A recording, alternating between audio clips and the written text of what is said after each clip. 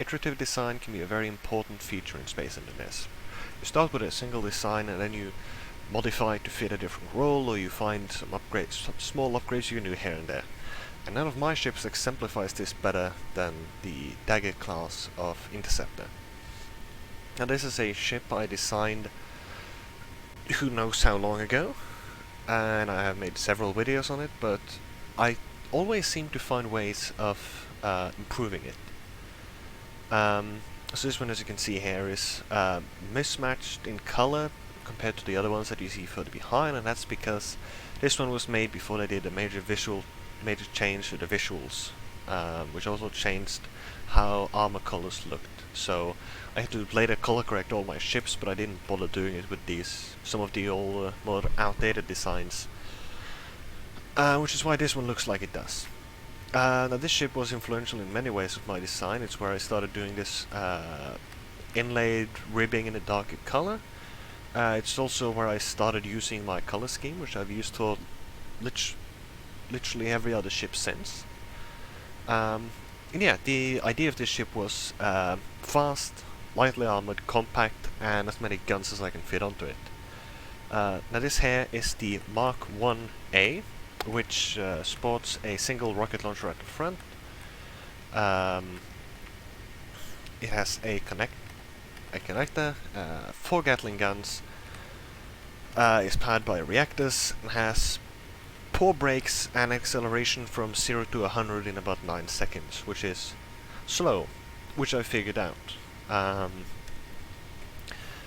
There's also a different problem with this, which is that I can't have both a connector and a landing gear, because I couldn't find the space for both of them. This is something I'll remedy later, but for this design it had that limitation. It also had, I also did some changes later to increase the acceleration, because I did a slight project where I tested out hydrogen thrusters, both having it as just forward thrusters and then as having it as every thruster. And after seeing the capabilities of hydrogen in a small ship like this, I decided to use it, but that's later on in the Mark II. Now of course I wanted to iterate on it, which is why I made the Mark 1B. And this one replaces all the ion thrusters with atmospheric thrusters, so this one can do atmospheric flight. Its performance is similarly lackluster as the Mark I. The guns are good, and this, as you can see, this one has a different composition of the colors, because at this point I was still experimenting with it, but only this one received a different paint scheme. The next one was the Mark 1C, because I built a carrier that had very specific space limitations. As you can see, this platform is standing on is 3x4, and the carrier had to be, in order to fill as many of them as I could, they were placed in rows, and as such it couldn't be longer than this. So the other one had too long a nose, so I moved the rocket launchers to the side, and then I just cut the nose off, which admittedly looks god-awful, which is something I would remedy later. And you see, this one also has an extra rocket launcher instead of the Gatling. And the thought here was that I won't need anti-fighter fighters, because at least not on a carrier, because, you know, that'll be in a fleet and that'll have flak frigates and such. But eventually I realized that this ship was not really suited at all to the role of a light bomber. And now let's move on to the Mark II row, which is where the majority of the ships are. However, it's not the best one. So as I said, after experimenting with hydrogen, I found out that, okay, maybe this is a good thing, and here you can see the colors are adjusted after the update so that they work properly, so they look proper.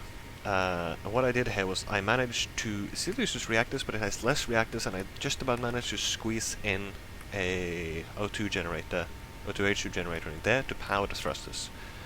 However, there is one little quirk about this ship that persists throughout the Mark II and IIIs, which I have now finally remedied in the Mark IV, which is that the O2 generator doesn't produce enough hydrogen to power more than maybe 2 small hydrogen thrusters.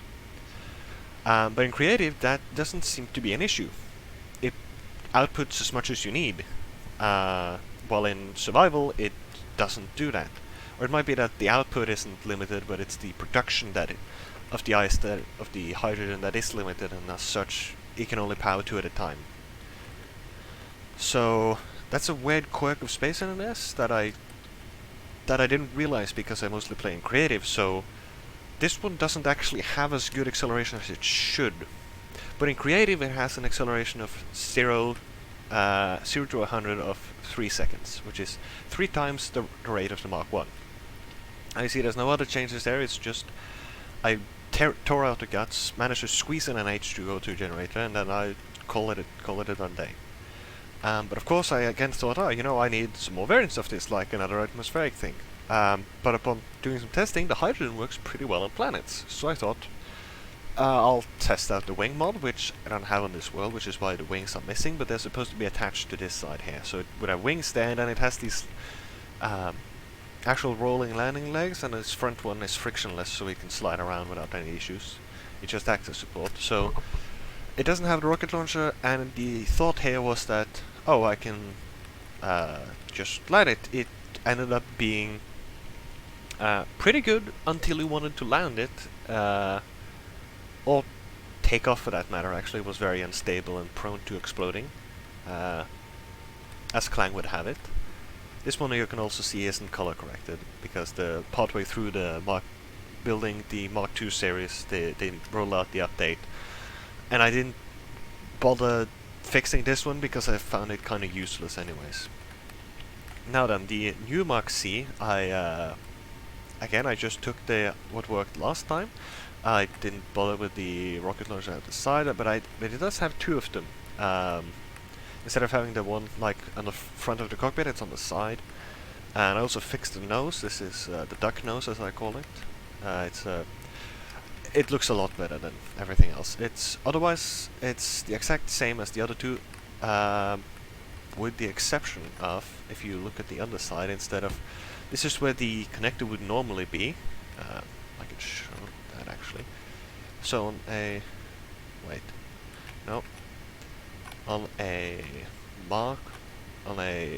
A model, you can see it has a connector, but no landing gear. On the C variant, you can see it has landing gears instead, because the carrier is very specific and it doesn't have connectors for the ship. It sacrifices that for being small and compact. So I needed landing gear instead. So you can switch those out. It's relatively easy conversion, but you have to choose, which is a problem. Now then, the next one is the D model, which is the drone model. As you can see, I just removed the cockpit, and then I put in some armor here and all the components that I needed. For that, I kept the carrier nose, so that this could still be used as a carrier ship. So I didn't really have to sacrifice much to do that.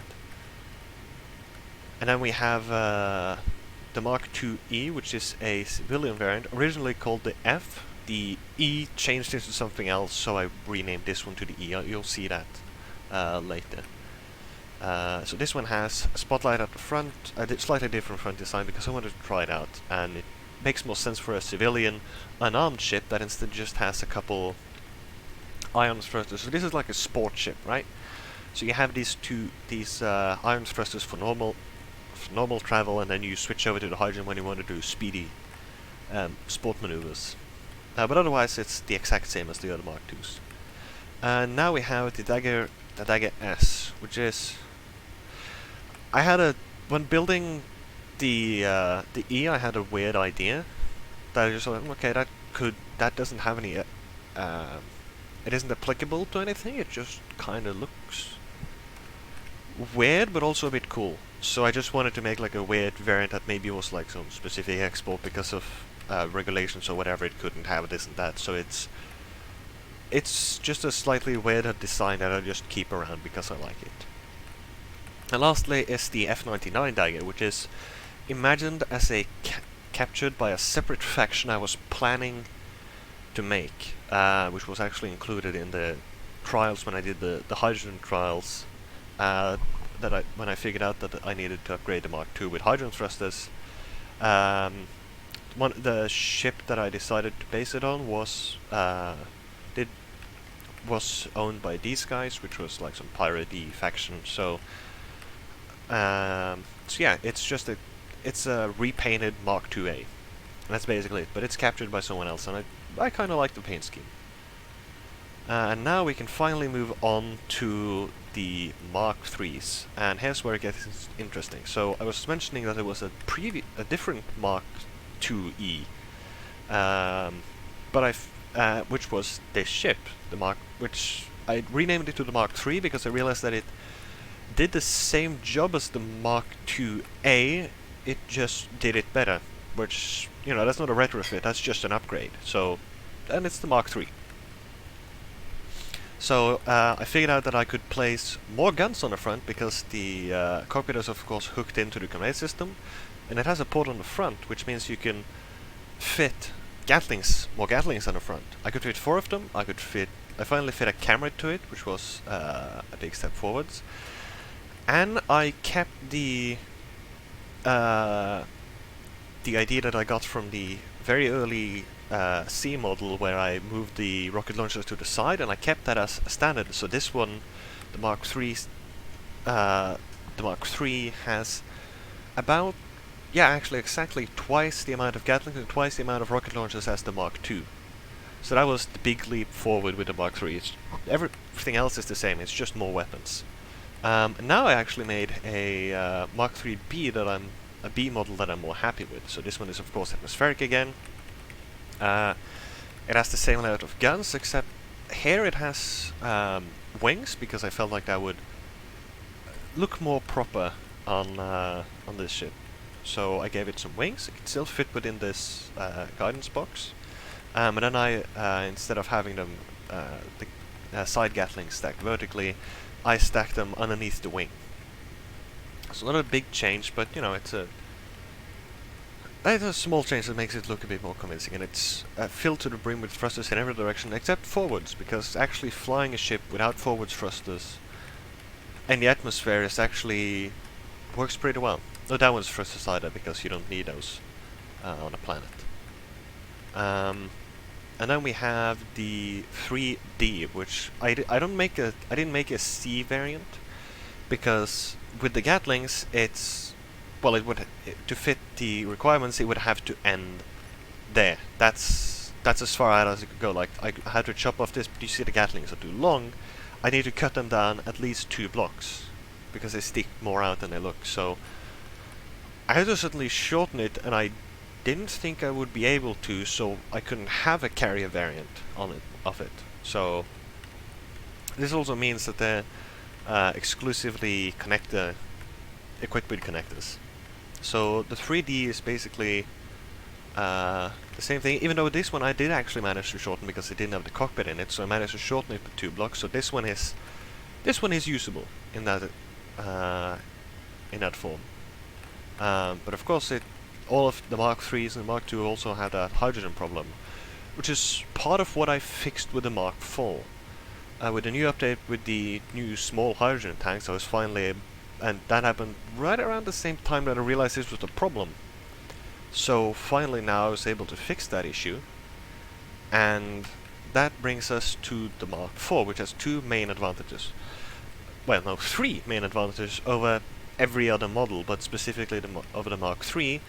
It now has hydrogen tanks fitted underneath here that feed into the conveyor system. It has now I rejigged the entire internal systems, so now it's also battery powered instead, which is, you can call it a disadvantage, you can call it an advantage, but it was a lot easier to make the ship with these small batteries. And of course, as such, now I managed to somehow fit a landing gear in here as well. So now it has both, and this way, this is the reason the Mark IV series doesn't have a specific carrier version, because as you can see, if you follow the patterns on the front cockpit here, you can see it has 1 ridge, this one has 2 ridges, but that isn't present here because it's 2 blocks shorter somehow. I managed to fit in more stuff and it's shorter. I don't know how, I just somehow managed to do that. It's so yeah. The Mark IV is really the big step forward in terms of the designs of this. And then of course there is some other variants. I haven't made a B variant yet, but I very well might make the atmospheric one. I'll have to see whether there's actually space enough for the amount of thrusters it needs to keep itself in the air. It will likely have the wings from the Mark III C I mean. The Mark III C, it will probably have the wings of that. But now we go to the Mark IV-D, which I made just early today, which is even one block shorter than the Mark IV, because this one doesn't need a cockpit. But so I used the space to get a couple extra batteries. I also moved the antenna from the back position, which is only where it sits on the Mark IV. It sits in various different places on the other Marks, but no, sorry, I have a short-range antenna on the back, and then there's a long-range antenna in the front compartment, together with the remote control and everything. And now I could also use glass to encase the camera, and I have a bit of heavy armor in the front to help it survive frontal fire. But it still has the extra camera at the front, so this model can be potentially very good. So yeah, it has a short-range antenna and a long-range antenna that sits somewhere buried in there, which does the same job, but it's just set to 5,000 kilometers instead of 50,000 kilometers instead of 5,000, and I needed some extra power for that, so I added a couple extra batteries while I had the space. And now we come to the final model, which is the Mark IV F, which is a new designation. There's never been an F before. And why is this one an F? Well, it's a visual change. It has the OG nose, but sort of. It's the OG nose, but still the 2 extra rocket launchers. So you get some extra rocket launchers in exchange for your 4 Gatlings on the front. And this one is mostly because this one is a bit like the Dagger as the export model, where it's just like, I don't have much use for it, but I kind of like the way it looks. It gives me, it reminds me of the older ones. So that's the only reason for the F to exist. However, when I was designing the Mark III, I did have some gun pods that I'd taken from an air superiority fighter I was experimenting with. And my idea was just, well, what if I just attach these gun pods to the side of the Dagger? Can't hurt, can it? So yeah, this is the Mark I variant of that. This is the knife, which is my heavy interceptor. Same amount of gun arrangement at the front, but this one doesn't have the camera because that was a later modification. So the early Mark IIIs didn't have that, but the later ones did. So this one doesn't have a camera, sadly. You can see it has some extra brakes. All these pods have a total of 2 rocket launchers and 6 Gatlings. These also contain some extra power for the extra thrust that I've added. A couple extra hydrogen. I can't remember why I did place these hydrogen generators in there, but it has the same amount of thrust because that's still enough. It's a bit slower, but not by much. Now the total amount of Gatlings on this thing is 6 plus 6, 12, 16 Gatlings and 6 rocket launchers. So that's quite a lot. This is as close as I've ever gotten to creating a wall of Gatlings without it looking like a wall of Gatlings. And then of course there's the Mark II-A, which is an improved variant. Getting sleepy from all this coronavirus.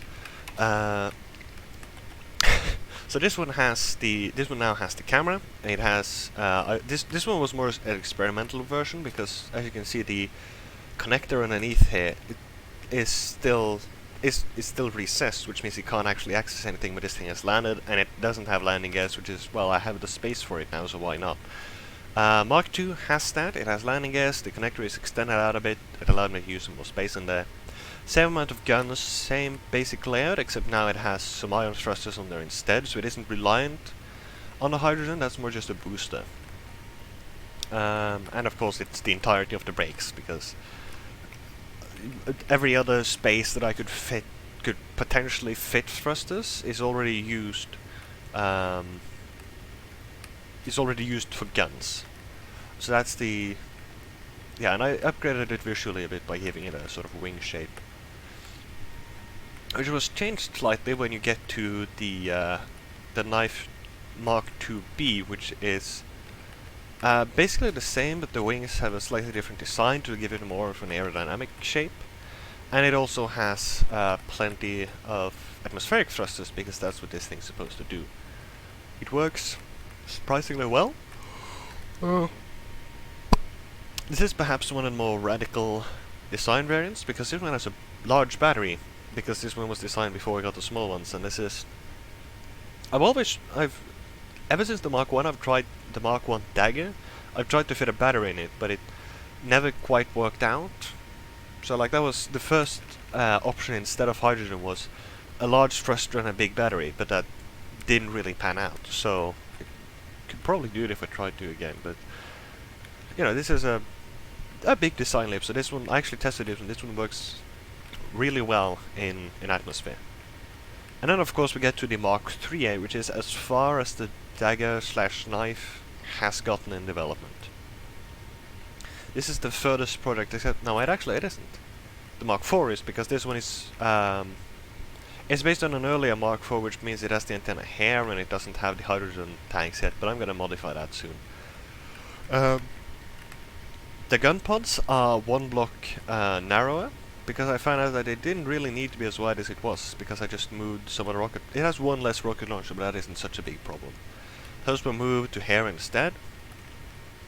Still has massive amounts of guns. It actually has one more, I think, yeah. Right. Comparatively, this one has 6... but it's 6... Yeah, it is 16 still. But, you know, it's... 16 Gatling is nothing to laugh at.